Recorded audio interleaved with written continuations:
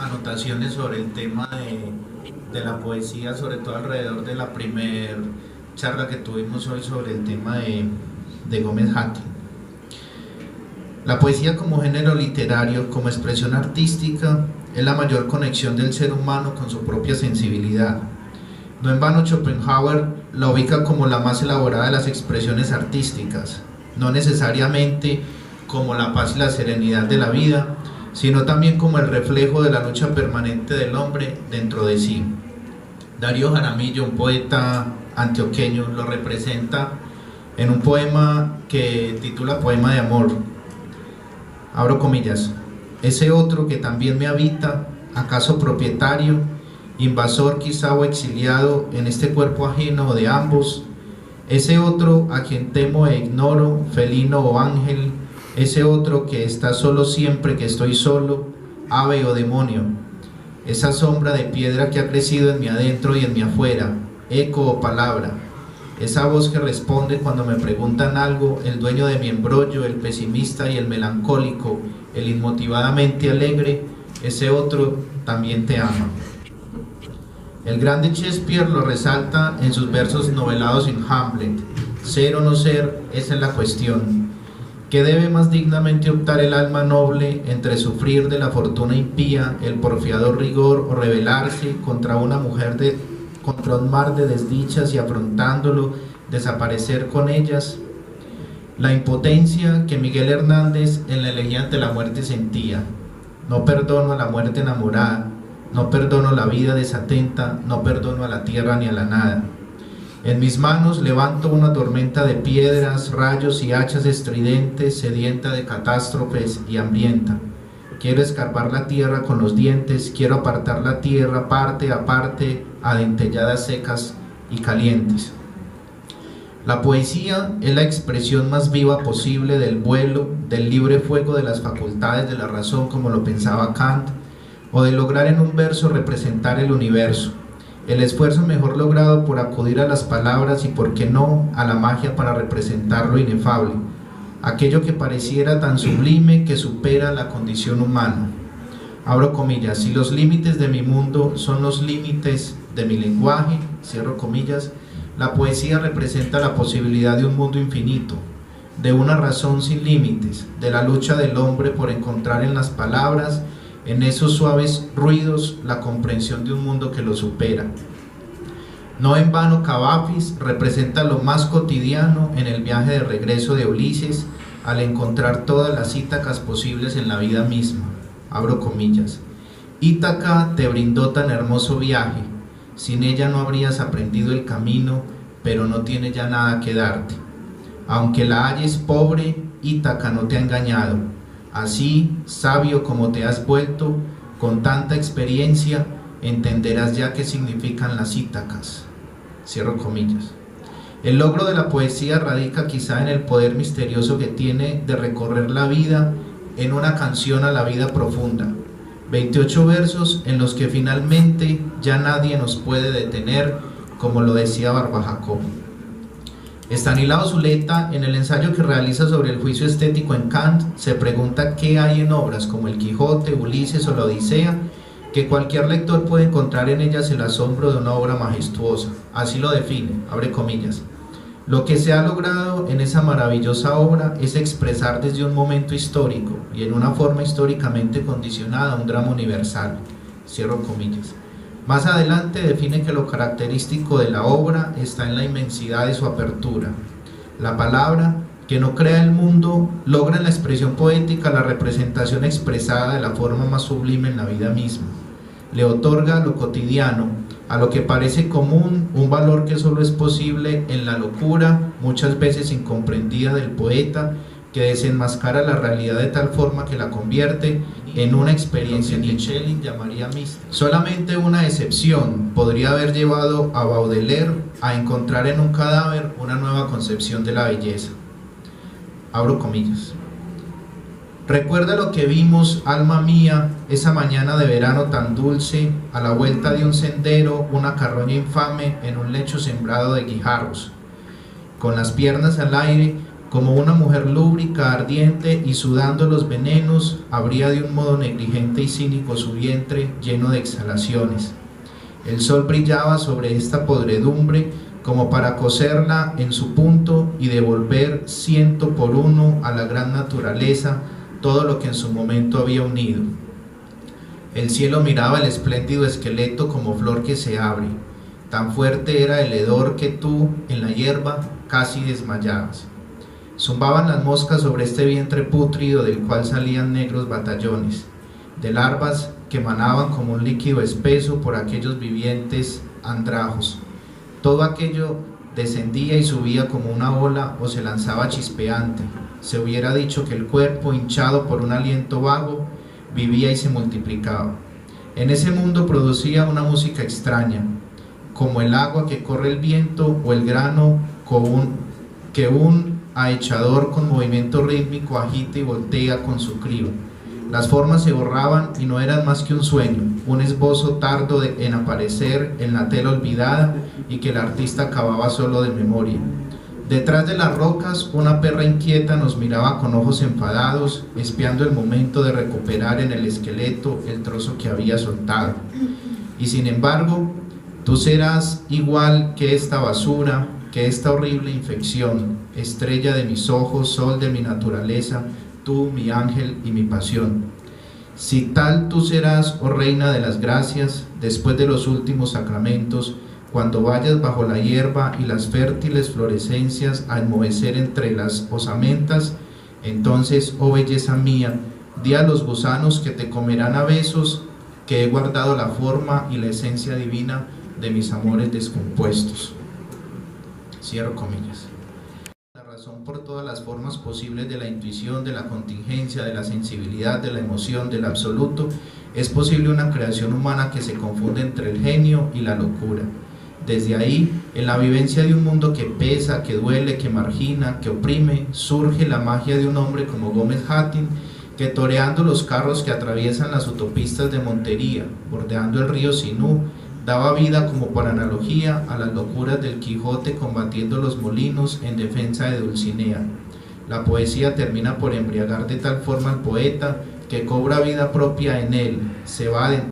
Sobre Kant, que ha sido relativamente poco porque Kant es un ávido escritor, me sorprendió mucho cuando se hablaron de las enfermedades mentales en Kant. Disculpa para él no seguir habitando la calle y poder comer y poder dormir en una cama cómodamente. También se necesita como esa, también se adentraba en la discusión de lo que era acerca de la identidad, y cuando me parece también problemático, y eso era una de las preguntas que quería hacerle al profesor David frente a la cuestión de la identidad, cuando hablabas que no había una identidad propiamente en la posmodernidad, sino muchas. Pues entonces la pregunta actual, o la pregunta que me suscita en este momento es: ¿qué tipo entonces de identidad había dentro, o hubo dentro de la modernidad como tal?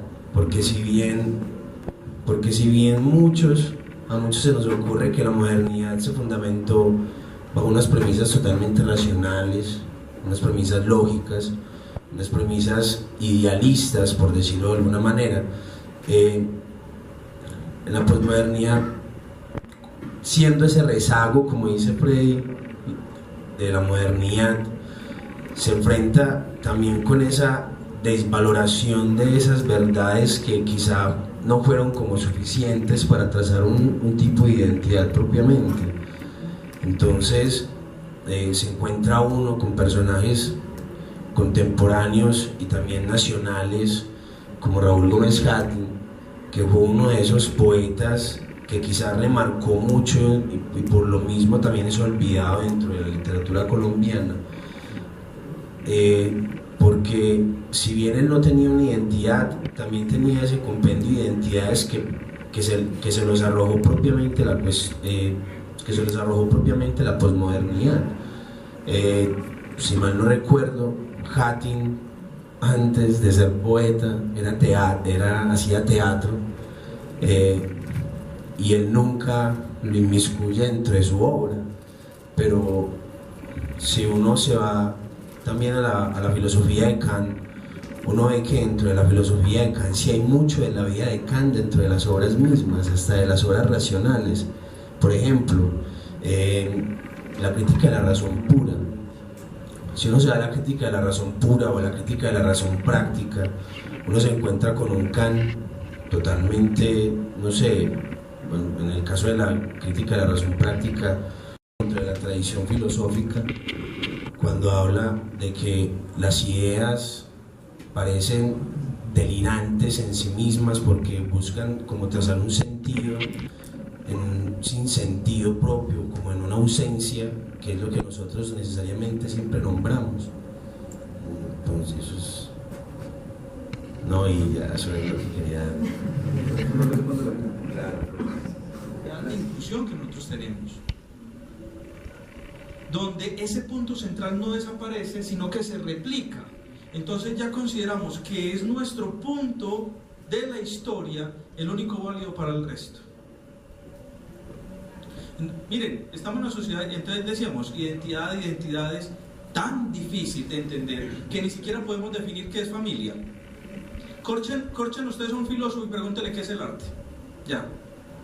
Eso era muy fácil de entender en el siglo XVIII. ¿Qué es el arte en el siglo XVIII? Uno busca un diccionario y ahí está. ¿Qué es el arte en nuestra época? Lo más difícil de entender. ¿Qué es familia? Es más, ni siquiera definimos familia, sino que hablamos de modelos de familia. Porque como habitamos un mundo en que ni siquiera nos definimos, entonces, modelos nucleares, dice Manuel Cruz, hacerse cargo por una responsabilidad fuerte y unas identidades débiles. Porque si el proceso de la posmodernidad fue un proceso de emancipación frente al proyecto moderno, el proceso de emancipación que tenemos que tener nosotros en la posmodernidad es respecto a la identidad. El creer que nuestra cultura africana, islámica, cristiana, europea, americana, es la única válida en el mundo. Eso es el sentido lógico privado kantiano. Entonces la identidad que había antes era muy fácil de entender. Por eso había un enemigo común, Europa. Resulta que el mundo se nos abrió sin saber quiénes somos nosotros, se nos volvió pequeño con los medios de comunicación. Como pueden comer una comida al día, antes ya no lo catalogamos como hambre. Eso es muy triste. Hemos mejorado, sí, pero creo que podemos economizarnos un montón de dolor y de tragedias. Como vamos bien o vamos mal, como dice Peter Sloterdijk, lo único que podemos universalizar hoy en día es que vamos mal. Pero podemos soñar y pensar un mundo distinto con esas identidades débiles, claro. La filosofía piensa la realidad y aquí viene el último aporte, pero también sueña. Por eso Kant hace una diferencia entre sueños de un visionario y sueños metafísicos. El sueño del visionario es aquel que nos separa en la isla de la razón. Hay una metáfora bellísima en la crítica de la razón pura. Cuando va a pasar de la analítica trascendental a la dialéctica trascendental, una isla, y hemos descubierto un territorio firme. Dice, yo siempre que lo leo lo sueño hablando como veintijuliando, en el cual hay un faro de la razón, pero hay un mar, que es esa metafísica, ese deseo de soñar y vivir. Por eso dice, Swedenborg es un soñador que recurre a los miedos y a las creencias, justo donde el ser humano se divide. Pero si llegamos a una metafísica reflexiva, que está iluminada por la razón, también podemos soñar quizás otras islas y otras realidades. Pero bueno, ¿para qué sirve la filosofía? Que lo preguntaba ahorita. En categorías de ilustración, de revolución industrial, para nada. ¿Para qué sirve pensar? Es que no podemos tampoco confundir humanismo con humanitarismo. Bauman dice una cosa bellísima: no por el hecho de que no podamos hacer algo frente a ese gran sistema que llamamos sistema, no quiere decir que por lo menos no tengamos la posibilidad de pensar, y Kant nos enseñó eso. Pensemos por el momento, porque es que pensar es un darse cuenta, y el darse cuenta llevará a la solución. Pero es que si lo seguimos ignorando, discúlpenme el ejemplo, me estoy preguntando en ese darse cuenta, ojalá el otro fuera el infierno, le respondería Sartre. Dice Byung-Chul Han en La Sociedad del Cansancio, ya ni siquiera el otro es el infierno. ¿Por qué ni siquiera el otro es el infierno? Porque ya no hay otra edad. por todo lo que acabas de mencionar. ¿Por qué no hay otra edad? Porque, lo decía ahorita, hay un narcisismo de la propia mismidad. Yo el otro no veo el otro, sino que me veo a mí mismo, en qué me beneficia, en qué me sirve, qué placer. Escuchen la vida cotidiana.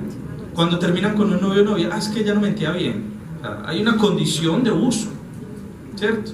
Eso, ojo, que eso no es ni bueno ni malo. A mí se me ha olvidado decir eso, no estamos moralizando, estamos diagnosticando. Esto sí nos lo enseñó a nosotros Nietzsche de manera bellísima. Creo que el primer paso es darnos cuenta de nosotros. Aunque suene a pregunta de retiro espiritual, pero recordemos que los ejercicios espirituales nacieron en la filosofía. Eso nos lo enseñó a nosotros Pierre Hadot, filosofía y ejercicios espirituales. Qué cosa tan hermosa ese texto, los recomiendo. Filosofía como vida. Mejor dicho, es que es tan claro y tan profundo que hasta me da pena citarlo. Porque uno dice, nadie puede hablar más claro y más profundo que lo que está diciendo el mismo Pierre Hadot. La filosofía es un ejercicio permanente que todavía no ha podido renunciar a una pregunta de Sócrates, conócete a ti mismo, que fue traducida por Séneca como cuídate a ti. Yo creo que no hemos podido renunciar.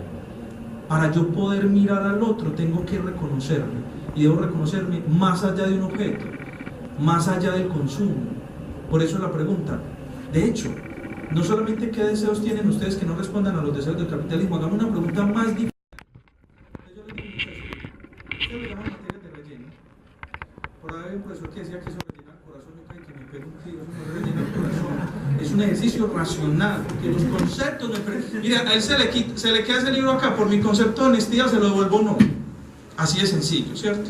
Es aprender a reflexionar y pensar el mundo en que estamos. Pero quitémonos de la cabeza, profe, ¿usted qué me va a enseñar? Coloquémonos la pregunta y yo qué voy a aprender. Por eso la responsabilidad no es frente a otro, es frente a sí mismo.